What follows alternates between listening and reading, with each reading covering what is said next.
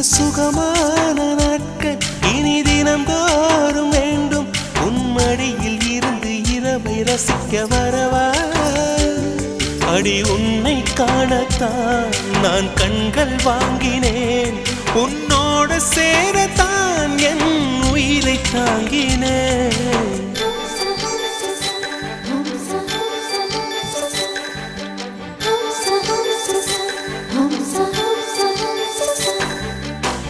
வெண்ணிலவே வெண்ணிலவே நல்ல நான் பார்த்து வா.